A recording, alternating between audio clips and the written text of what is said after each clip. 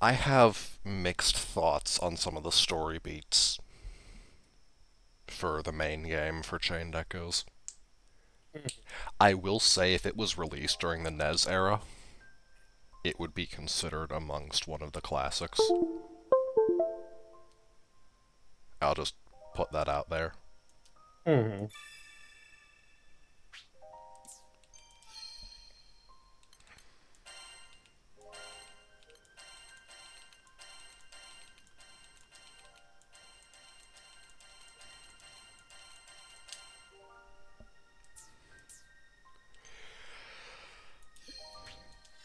But,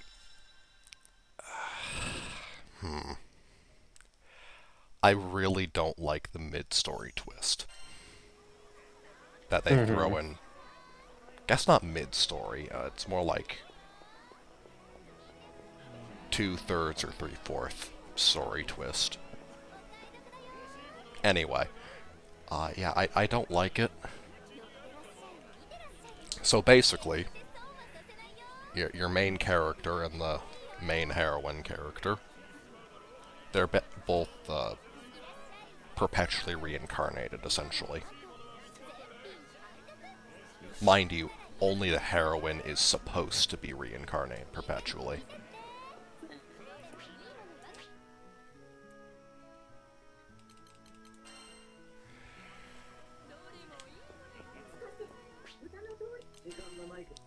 However, due to reasons, the main character also ends up having that happen.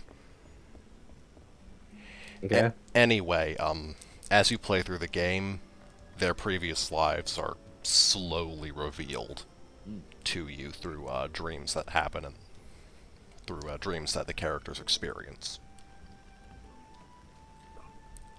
Now, my problem is the vast plurality of the dreams you see are through your main character, Glenn's perspective. And theoretically, based off of how we see it, what we're seeing is what he's seeing. And that's how they play it off. This makes the twist not work.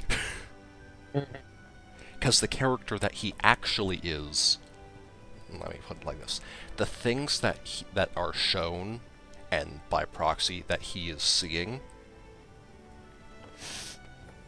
have preamble or post shenanigans that the character that he actually is physically couldn't have seen.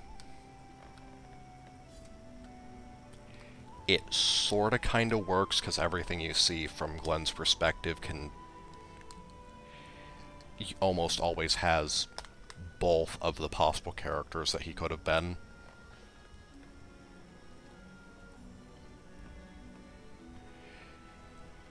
But the character that he actually is doesn't see either the preamble or the post encounter.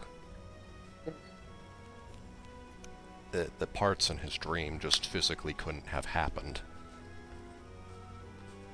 Or not happened. He physically couldn't have seen them.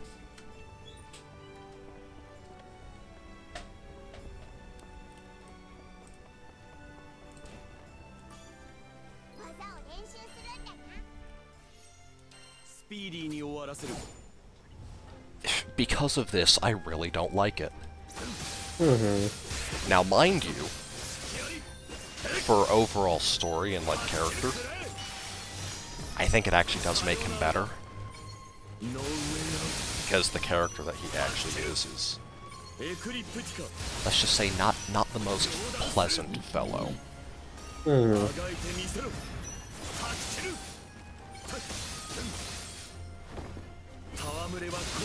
So, he uses the fact that he sort of kind of kills past heroine character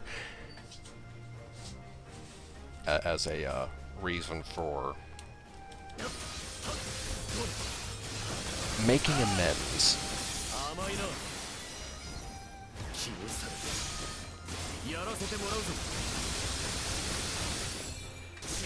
overall, I think it's a lot better narratively, because if he were the other guy, the character's innate altruism, or Glenn's innate altruism, would come off as a lot more no shit.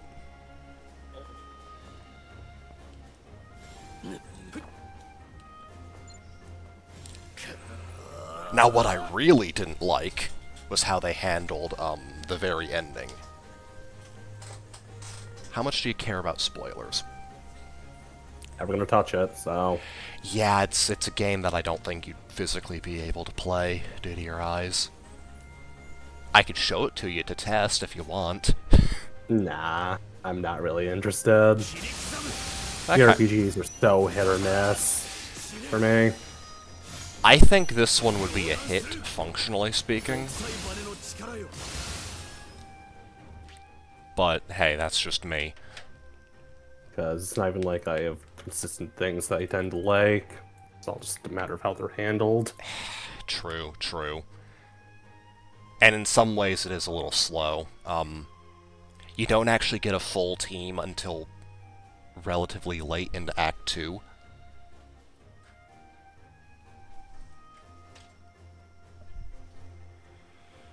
And when I say full team, I mean a team of 8. Mm-hmm.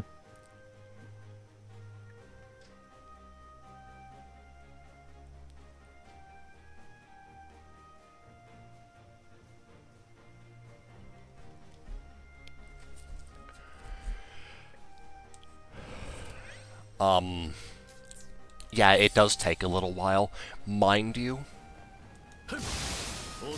he did do a very good job keeping things balanced and, you know, making the points where you don't have a full team still feel manageable.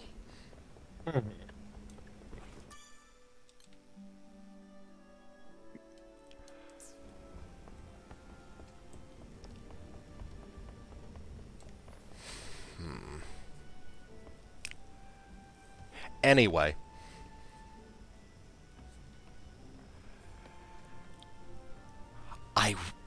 I really don't like how they handle the ending. It kinda works for Glenn's character, but that doesn't mean I have to like it. So basically, in the end, it is revealed that, a relatively consistent anti-hero, we'll call him. He is both helping you and not. Mostly helping, but in an unorthodox manner.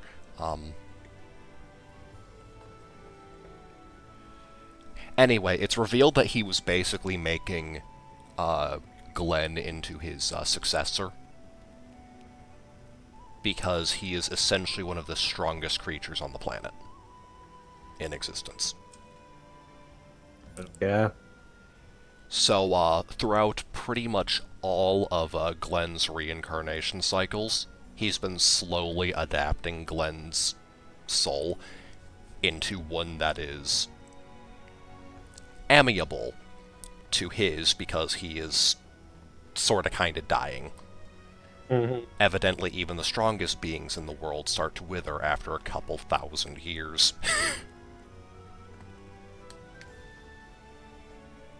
Anyway, at the end of it,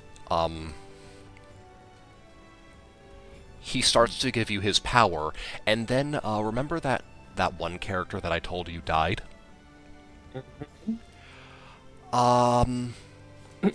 Yeah, no, evidently he did not in fact die.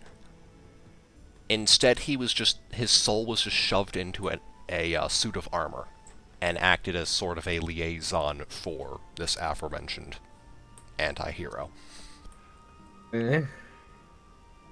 Mind you, this is fine. That actually does Sure, work. whatever. It works in the world, because as long as it works with how the world is set up, I'll put it like that. But here's the thing. This character is...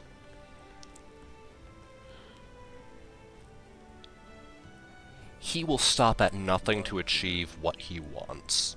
He's the one who got freaky with that priest in order to, you know, get higher in the ranks and so on and so forth.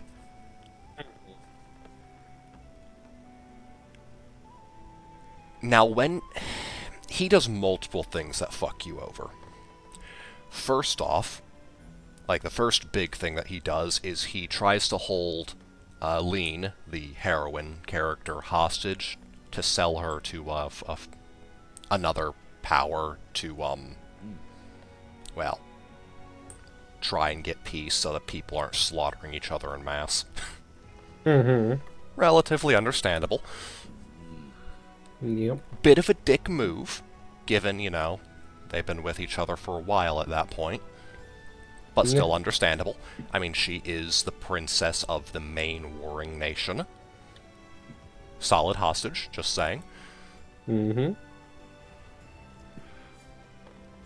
Anyway, that doesn't work out well for him. He then goes to the Papistry, becomes one of their higher-ranking officials, because he is actually quite physically capable. In more ways than one, apparently. Anyway, eventually, the said church finds you and basically says, come with us or we will beat you into a bloody pulp, and then make you come with us. Very persuasive. It really is, because by the time they do that, you would have no way of actually beating the guy in question. Also, realistically, they just want you to talk with their head honcho. Like, hey, this guy's the church. He's the head of it. He's related to the heroine character and all of her past lives because reasons. Basically, she acts as kind of like a true source of history because she has literally tons of reincarnations who have lived throughout those past portions of the world. Rather convenient for the historians, you know? Having someone who literally has the memories of being there.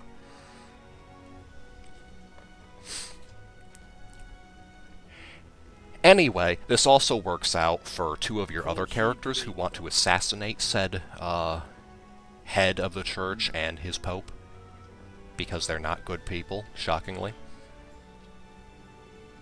Big surprise, I know. I'm actually kind of getting tired of that trope, but whatever.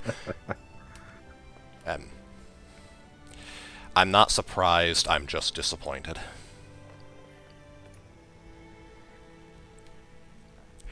Anyway,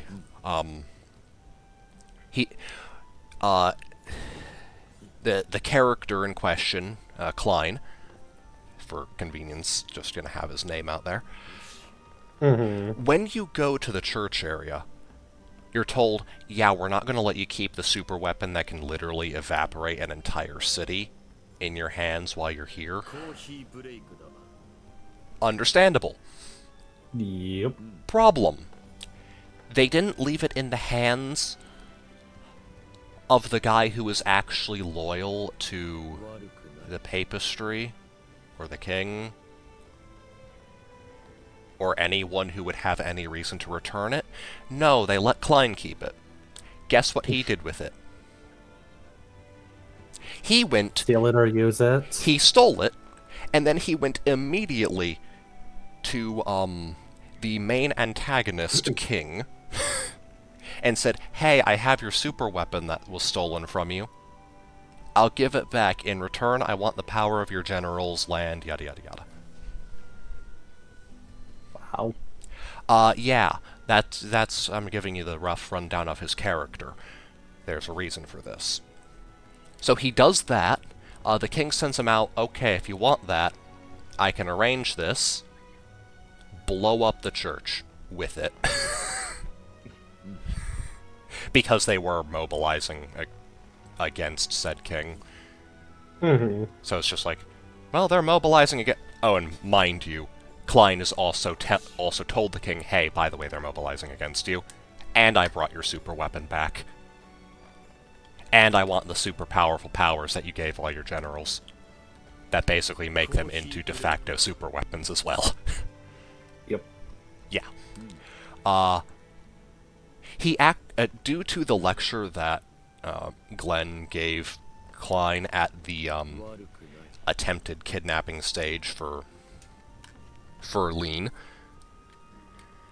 he does hesitate, and he actually does end up not using it, and this is when he's shot down, and what I thought he was killed. I guess he was killed. It's just super powerful, all old creature decided, I'm gonna shove your soul into a suit of armor and use you as a backup. Anyway, you can get roughly what his character's like now, right? There is some doubt in him about the merits of what he's doing, but he will do... If he has power, he will do fucking anything to achieve his ends. Which, on one hand, I kinda respect, because that's also actually what the antagonist king is doing. So basically, for like 150 plus years, that area of the world has just been in perpetual war. Unpleasant, I would imagine. Yep. Anyway, this king has the super weapon. He thinks, well, I'm really fucking sick of war. We've been doing this for over 150 years. There's no sign of it stopping. Not in any meaningful amount, anyway. I am going to massacre the entire population until they hate me and mine so much that they unify in their sheer, unadulterated contempt for my tyranny. And guess what? It worked. Yep.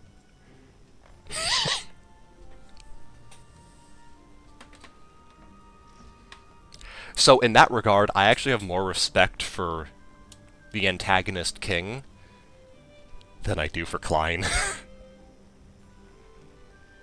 Because I mean, yeah, he killed a lot of people. Like, a lot of people.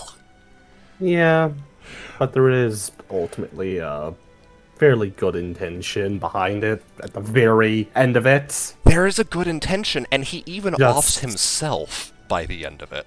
He's like, yep, I've achieved my end. Yeah, gonna be very, very messy along the way. Oh, yeah. But it worked. It worked.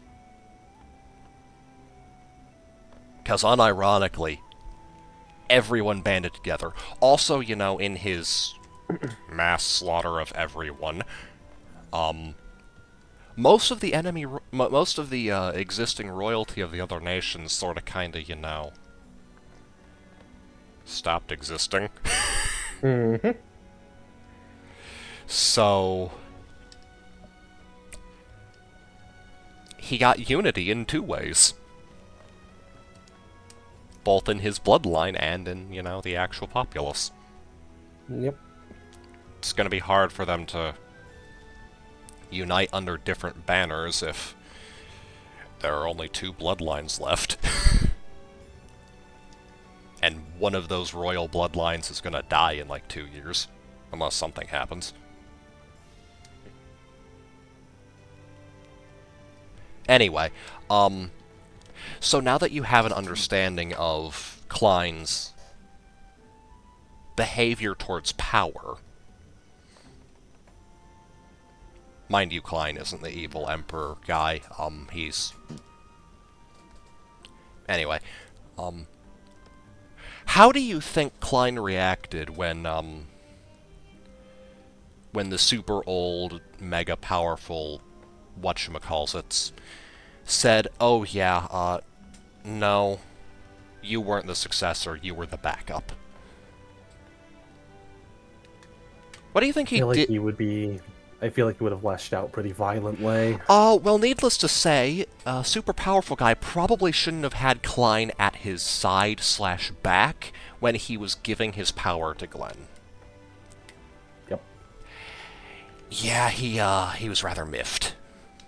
So in a fit of, envy, jealousy, anger, probably some betrayal too, probably a little pissed off that he was a soul in a suit of armor,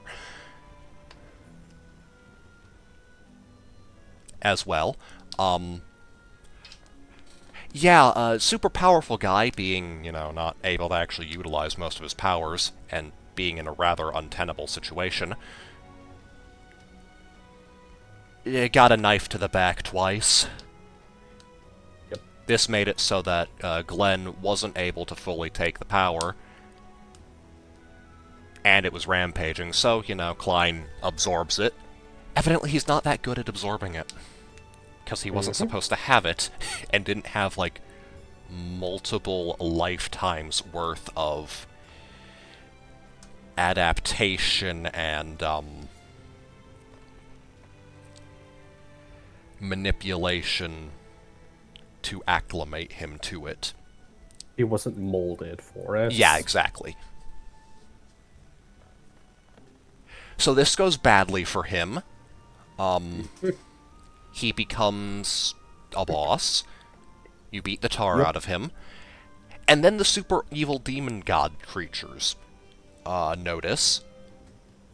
He tries to use the remainder of his power to deal with them, but because he was sort of kind of beaten by us already, the demon gods, they take over his body and another boss, and then you beat that one,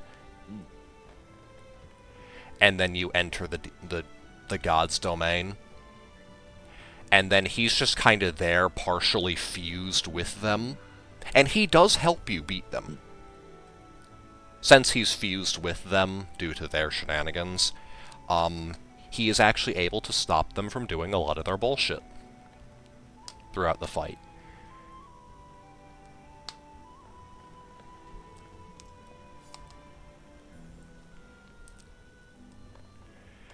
So by the end of that boss fight, he stabs himself because all of the demon god creatures are inside him, and if he dies, they die, and that is the end goal. Anyway, can you guess where this is going?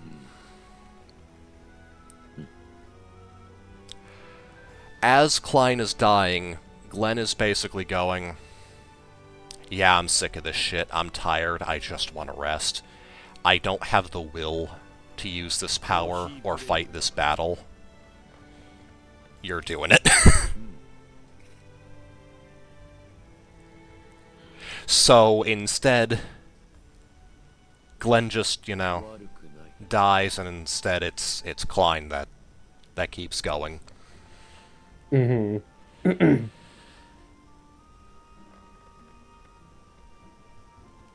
Can you see why I'm not the most thrilled with this? Yes, Yeah.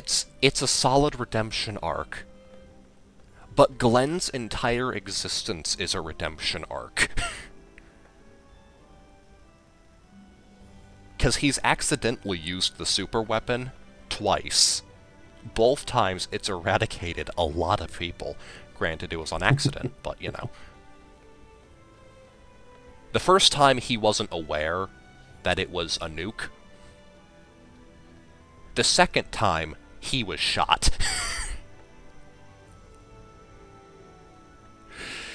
So, him blaming himself is kind of stupid in my opinion, but at the end of the day, a lot of people died from both of them.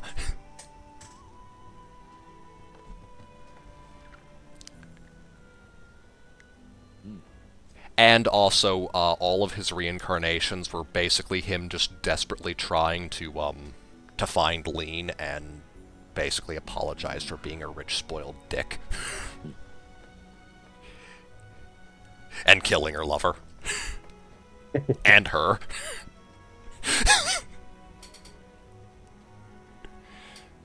So yeah, his entire existence is a redemption arc.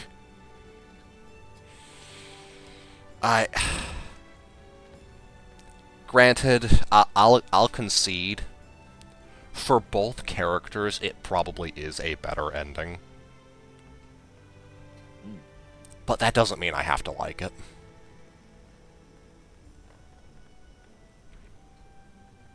Because a big part of Klein's, his motivations is because of his younger sister, who is in a coma. After being violently,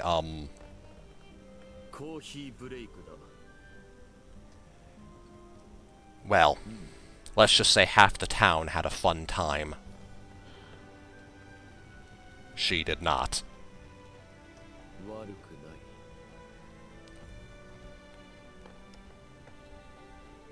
Needless to say, he was none too fond of the world as a whole after that, and was rather hell-bent on repairing it in some way.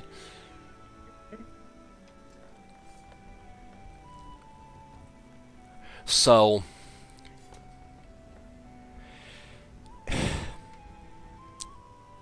narratively for both of the characters, it is probably better.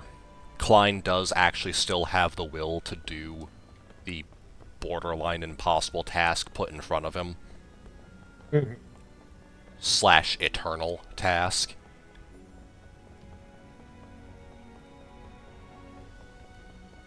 And it was pretty obvious that after so many different reincarnations,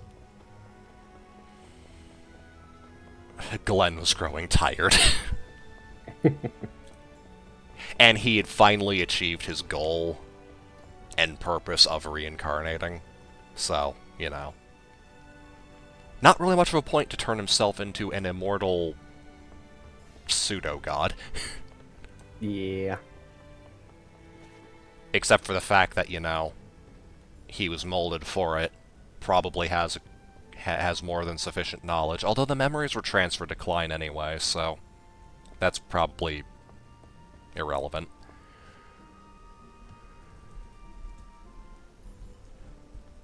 But yeah,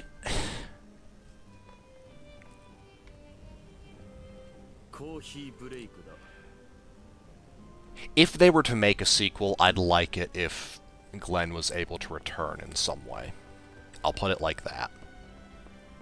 Because unironically, half of the cast doesn't actually have a reason to associate with each other without him. And they sure as shit aren't going to help Klein. Yep. For instance, the Bard, his entire purpose in existence was finding the reincarnations of Glenn and basically ensuring their well-being. And, so basically the Bard is like he's like a pseudo-immortal, essentially. He's of a race that 500 years is considered young. So basically, because of one of Glenn's first incarnations, said Bard was able to, actually get somewhere in life and become who he was. Because of this, he basically swore an oath of, hey, literally every time you reincarnate on the planet, not only am I going to facilitate finding you, I'm also going to make sure that you actually get reincarnated. Because you have to do a spell in order to make it happen. Otherwise, it doesn't normally happen.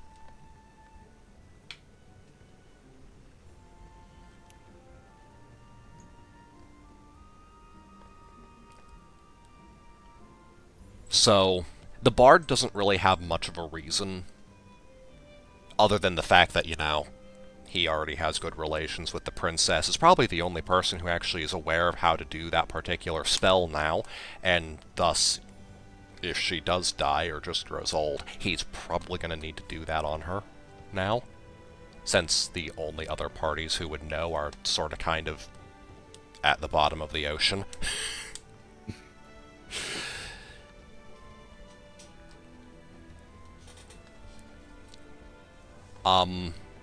There's also the Lizard Man, who is just going to perpetually work with the Ard and Lean, because she is the MacGuffin. She's the MacGuffin for his order.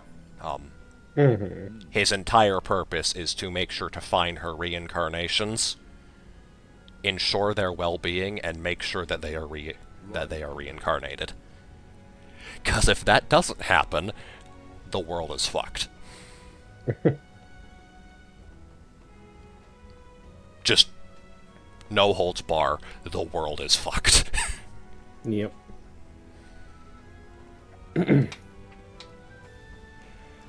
Other than that, your healer girl, she's gonna die in 2 years. At the latest. Not because she's old, but, basically in the world, there's this demon alternate dimension thing. If you pay a price, he can give you powers. She paid 90% of her life.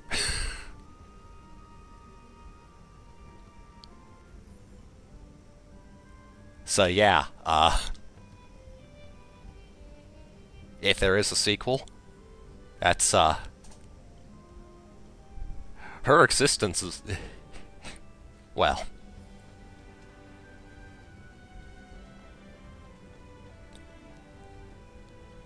there'd probably have to be no small part of the game dedicated to fixing that. Also, given how it ends, I would almost think that, the sequel would have to happen sometime relatively soon. Maybe not 2 years, but still. The time frame would be difficult, because somehow I don't think the super evil interdimensional Satan is gonna be all that keen on waiting now that the only thing holding him in is dead.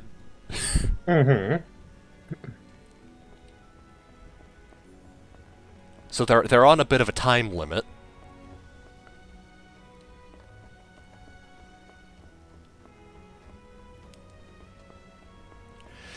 But yeah, I don't like the ending. Also, on one hand, Glenn finally getting rest would probably have been probably is the single greatest, the single happiest ending he could get. But also, he had a good thing going with one of the characters.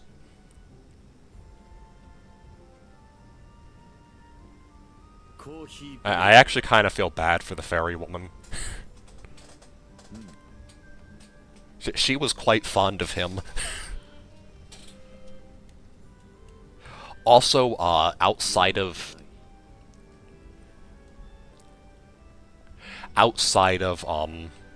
Lean, no one else realizes that Glenn is dead. Basically, the power that Klein got is that of the manipulator. He can literally just change his face whenever. Amongst a myriad of other things. Literally only Lean realizes that it's Klein, because she can sort of kind of sense, oh hey, that's not the right soul. So yeah, everyone else thinks that Glenn is still alive. And if they find out that it's Klein, oh boy. They might be willing to respect Glenn's decision, but that doesn't mean they have to like it. Or him. Mm-hmm. Or make his life easier. Especially not after being duped. For what is probably a while.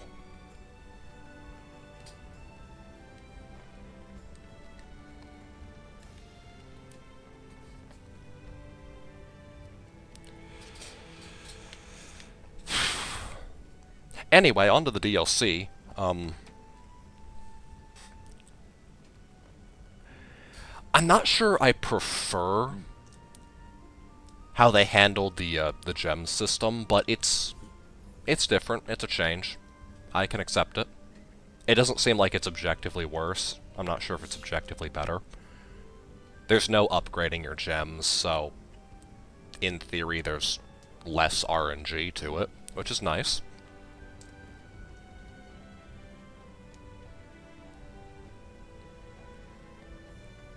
I have mixed feelings on the new character.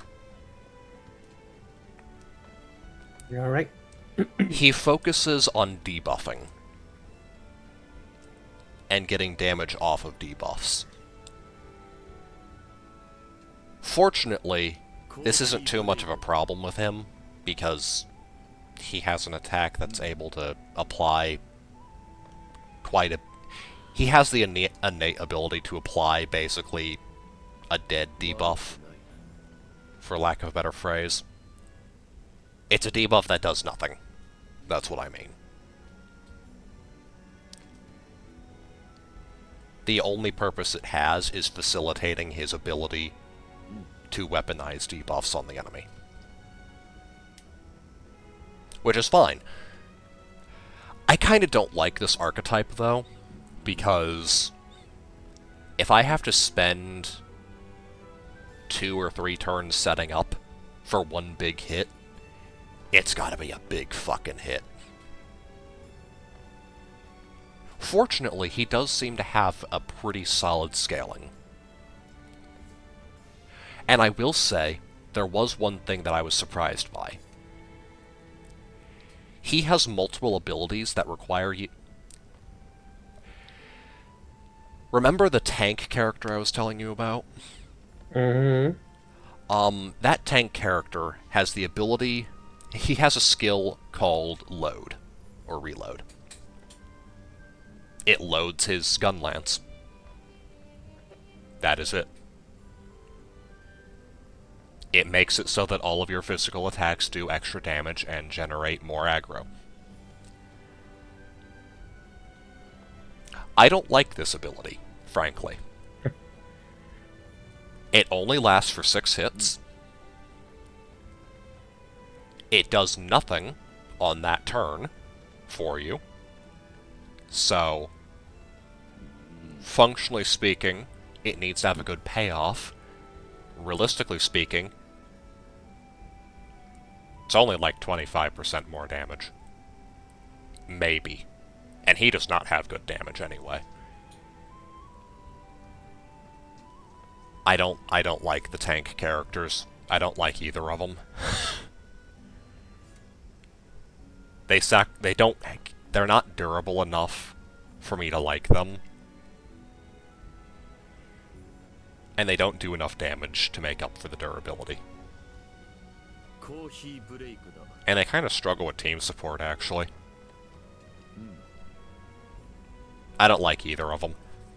Point is, this new character, he has a similar effect. He has multiple abilities that only work if you use that other ability. One of those abilities is to reduce just a permanent 20% reduction in physical damage taken. Another one is a permanent 50% reduction in mana cost. Yeah. and another one is just a really big hit. Now what I was surprised by, I wasn't expecting I wasn't expecting him to keep the preamble buff. I was expecting when you use the half TP, the half MP, half magic cost, Mm-hmm. or the 20% physical damage reduction, I was expecting when you use those skills for it to consume the preamble buff. It doesn't. All three of them are just permanent. Which actually works pretty well with two of his other abilities. One of them is consuming 5 different buffs to get a really, really big hit. I think it's the single highest multiplier in the game. Everything else, at most, provided it's a linear scaling, is, would be 5, and that would be after 5 turns of using that same skill consecutively. Mm-hmm. Other than that, the highest hitting ability is like 3.5, I think. Anyway, if you have 5 buffs, you can get 1.4 times damage times 5. He can get an absurd hit off, and God forbid he crits. So having those 3 permanent buffs on him to consume for that is pretty damn good. And then he has another ability where he can just get all 3 of them back if he's used them in the battle before. Mm-hmm. This actually makes him a pretty damn good character. It also makes me think that I'm not going to bother with silly things like the debuff build. What can I say? I don't like futzing with that kind of stuff. Mm-hmm. The only debuffs I've really engaged with throughout the entire game are offense and defense down. Make it so they take... interacting with debuff gameplay can be so finicky. It really Especially if there's can. resistances, immunities, all that. Yeah. Then Fortunately, I didn't... you have to play the guesswork of what can actually work. Fortunately, I don't think immunity is really that big of a problem. But Admittedly, regardless. by the time that I would have encountered something that's immune, I wasn't using it, so I wouldn't have found out. Mm-hmm. But, I mean, if I can apply what is effectively a stun on the bosses, I didn't find a CC that didn't work on bosses. That's how I'll put it. Mm-hmm. But yeah, I just didn't engage with it.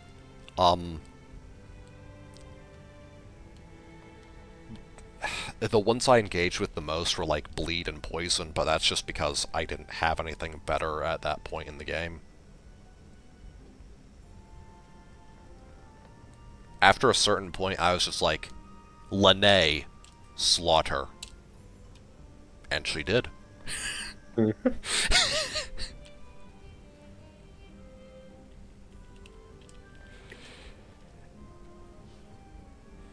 It was...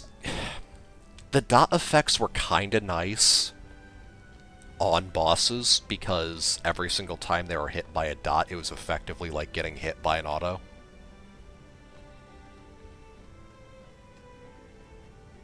So, it was extra damage, and you could stack poison, bleed, and toxic. Sure. I could do that. Or I could just have Lene punch him with her spear.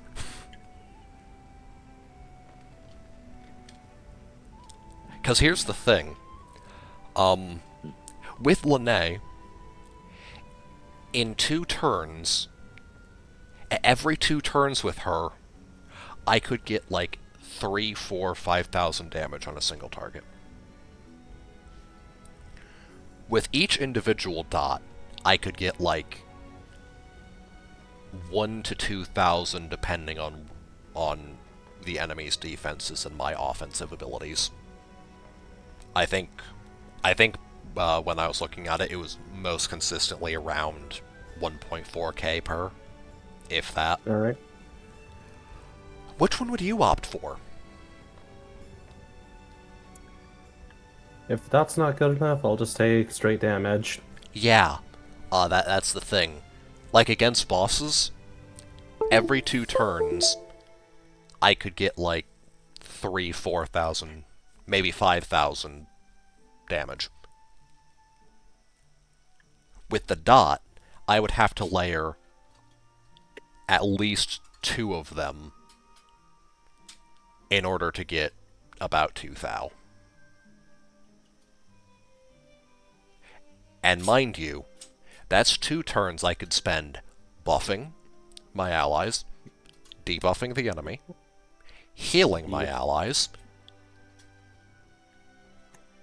or just hitting the enemy.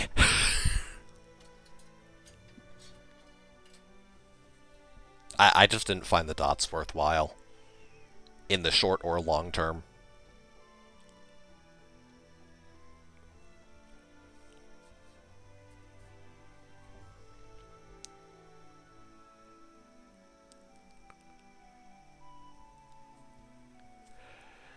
And I will say, I was kind of surprised at, the super boss in it. Alright. I don't think it downed one of my characters. That is impressive in its own right for the super boss to have failed to down anyone. Okay, mind you, both of my damage deal... all 3 of my damage dealers all have a heal on hit effect, which is remarkably good, despite being a turn-based game. Like, Lene could go from 1% to 100% in one hit. Mm-hmm. The other guy needed at least, like, 2 or 3 enemies to achieve that, but, well.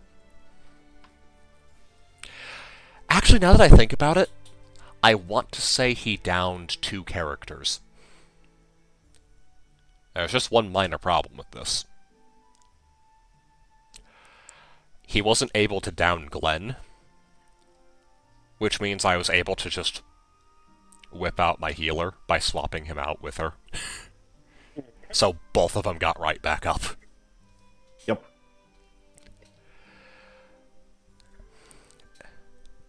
That's not to say he wasn't hard, but I'm not sure I'd call him hard. Mm-hmm.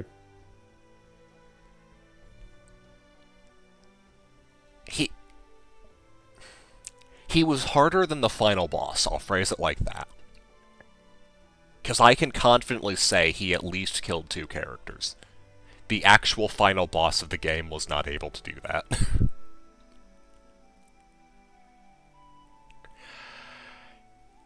And I was rocking the 4 most powerful characters available to me, mind you. Mm-hmm. It was really hard to justify not using them. I couldn't do it.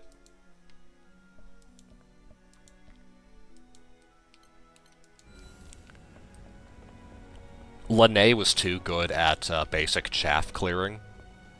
Mm-hmm. Because in 2 turns, in like 2 rounds, I could be done with the fight. And she was the only character who I could consistently get like 4,000 damage on any boss.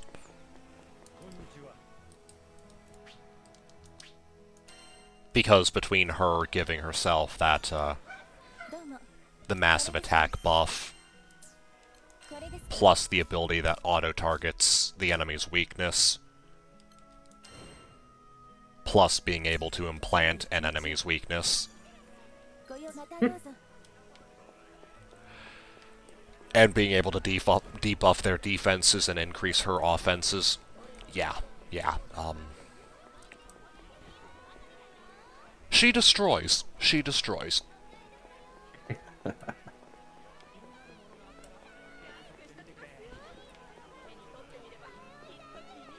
And now I've just made it even worse.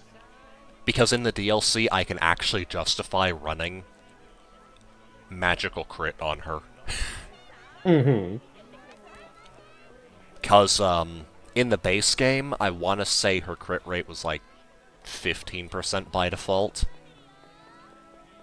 And that isn't high enough. Also, I wasn't really able to afford putting... I couldn't really afford to put a crit rate increase on her. And I liked the attachment I had on her. And since my other caster...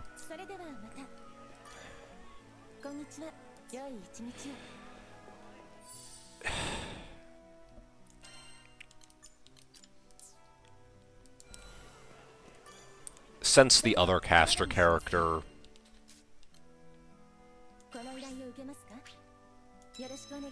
He does use physical attacks.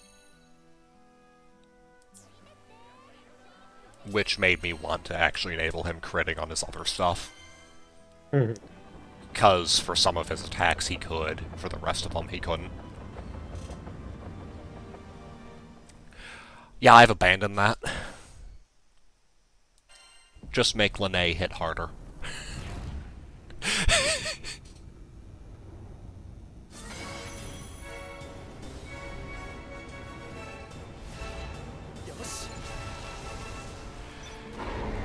On one hand, a part of me does kinda think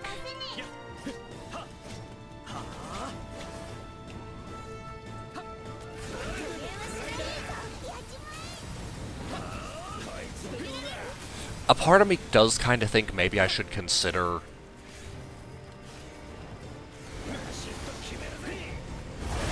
doing her support setup.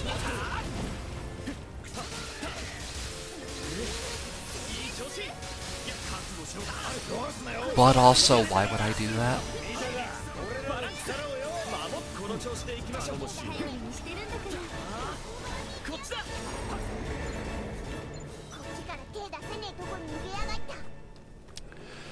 I don't really want to run her as a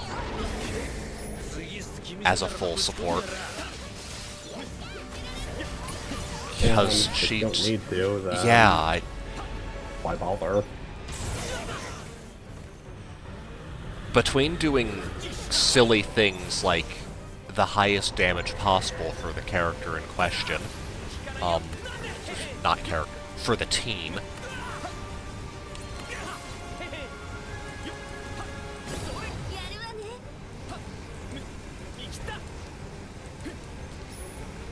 and you know,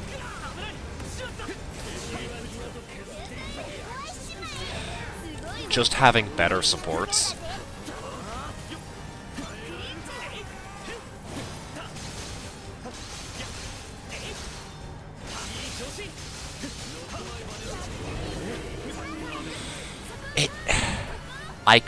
I can't justify doing her support set, her physical setup, I'll call it. Because she does have a different build.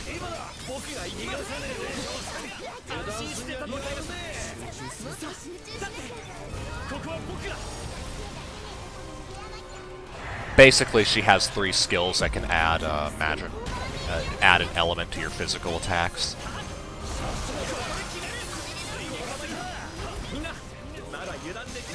And... oh dear god. I was gonna use this to get my ult build up, but that's not gonna happen. She has the ability to give your physical characters an elemental imbuement, so that they can actually interact with the enemy's weakness. Which makes them significantly better, mind you. That's why I favored elemental characters as much as I did as the game went on.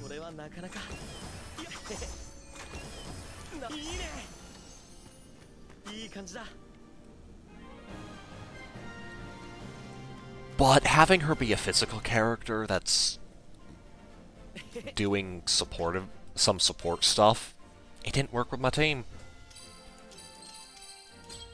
Because I didn't need Glenn to have an elemental imbuement on him. He wasn't there for damage.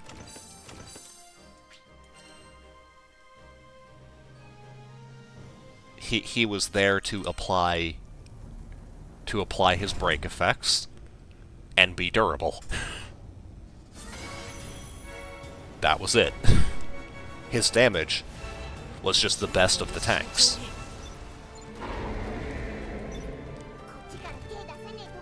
He had the best damage and utility of the 3 tank characters.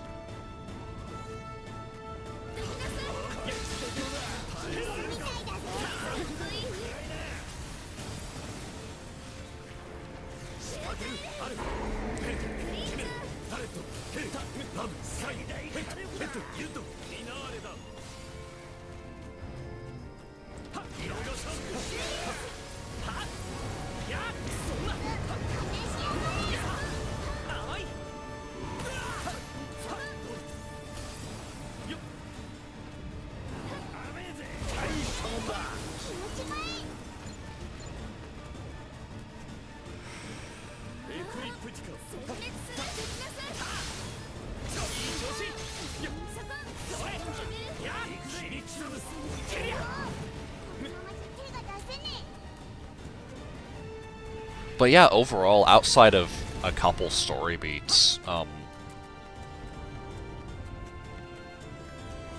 I've quite enjoyed it. If it wasn't for your particular visual malady, I would have highly recommended it.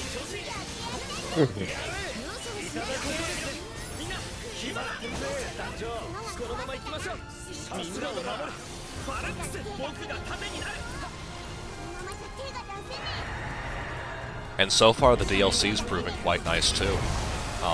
That's good.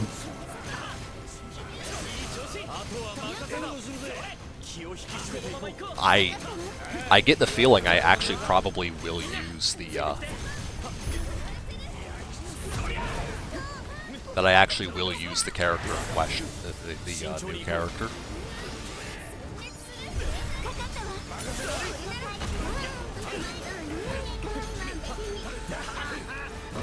I'm not sure how much, mind you.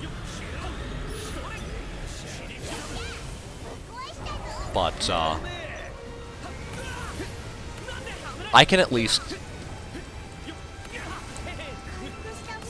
I can see him having a place in the team, which is shocking, given how many didn't.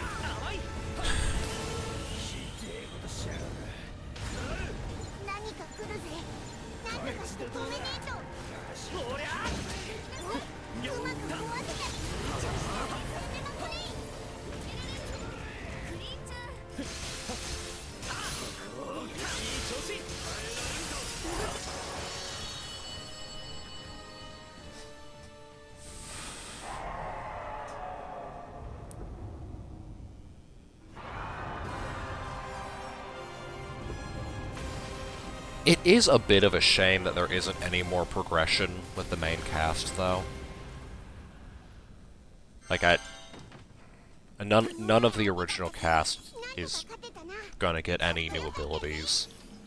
They're not... The only thing they're gonna get is improvements to their subclass.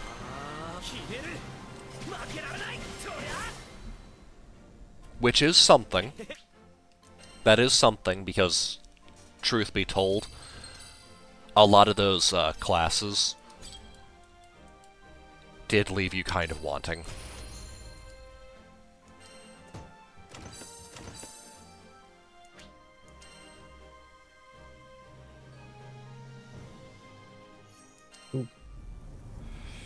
A lot of their abilities and passives, they didn't give my characters anything. Outside of flat stat buffs,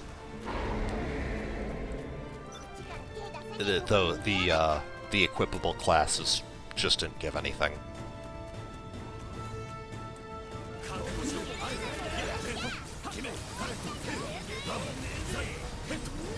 Two passive abilities that were sometimes good. Two active abilities that were rarely good, outside of during specific circumstances. Like, the Sage class, not Sage, the Shaman class was actually decent for Lene for the very short amount of time that she actually needed it.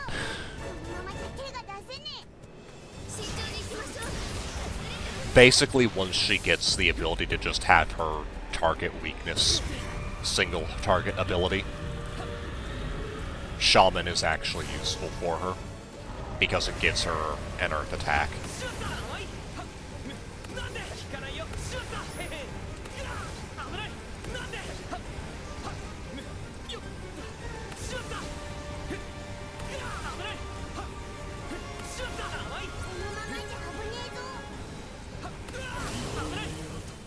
Apparently I'm incapable of dodging without improved dodge.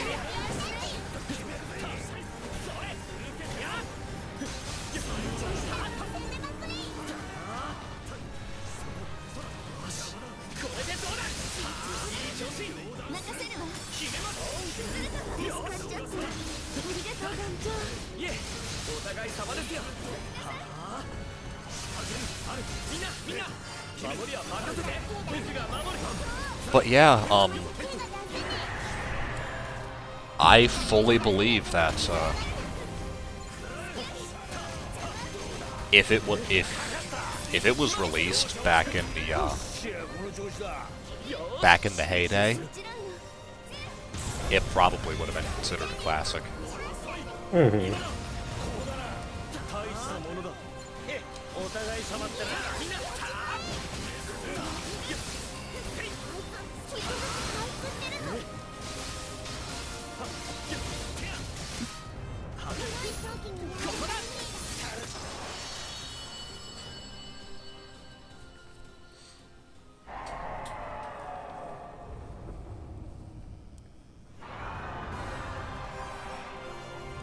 For all of the shit that I give a lot of the other characters that I didn't use, I can at least make a use case for them.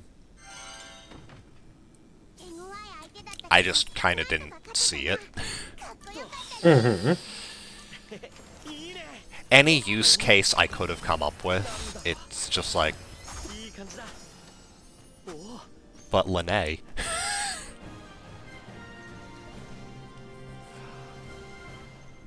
Which admittedly I did feel kinda bad for, because, I actually was quite fond of Magnolia. I liked her character, and the actual concept around her is kinda neat. Basically, she uses cards, and, depending on what number she draws, the spell you use has a different effect. Neat. Her function is a bit of a gambling one. I'd kind of prefer that for an action game over turn-based. Yeah, that is the problem, but here's the thing, she has a transformation skill. When she uses that, she physically can't draw anything under an 8. Or a 7. One of the two. So basically how it works is...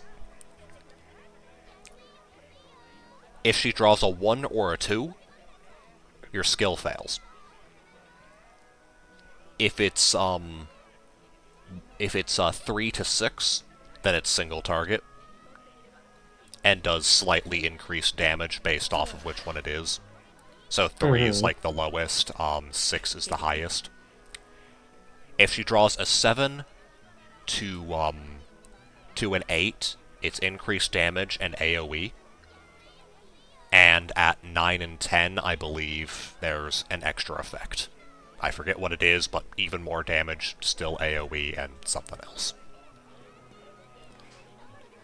When she uses her transformation skill, she can't draw under a 7, I believe. And said transformation lasts for 5 turns. Also, she has access to literally every element in the game. Neat.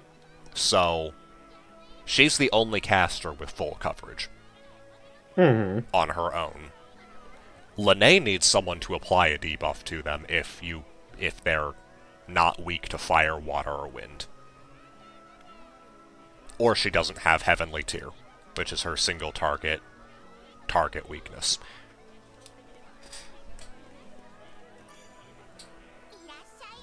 The other caster is light, dark, and physical. And then the bard has earth. You will never use the bard's earth attack. He has better things to do. Which is why you just have him apply, like, dry to the entire enemy team. And then you have Linnea use her water attack. That hits everyone.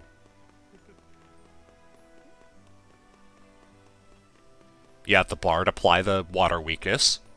She uses the water attack. There's a reason I didn't take her off. It's a very good combination, and makes what would otherwise be drawn-out fights not drawn out. They end in 2 or 3 turns. As opposed to 7.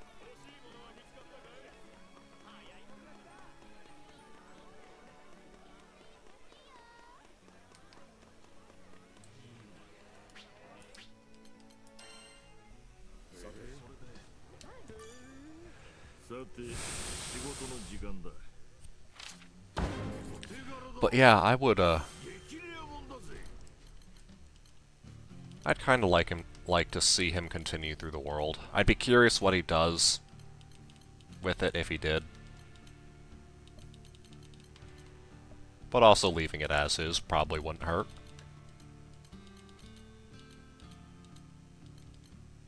It ended off on on an acceptable note with all of the characters, I would say. I wouldn't say it feels like their stories are necessarily finished, but they came to a conclusion fitting for where the story ended, if that makes sense. Well, outside of Glenn, his story actually did finish. You'd kind of hope so. He's dead. Properly, now.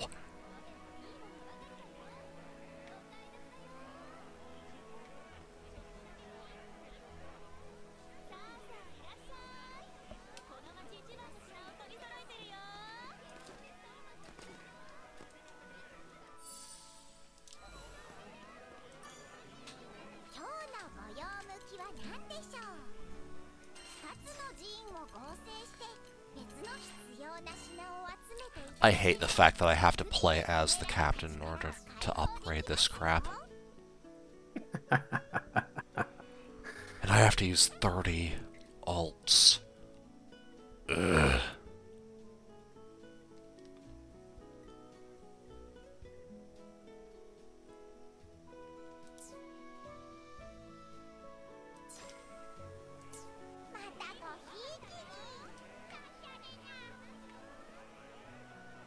I can barely get 2 off on the behemoth, and I don't want to fight that thing as captain.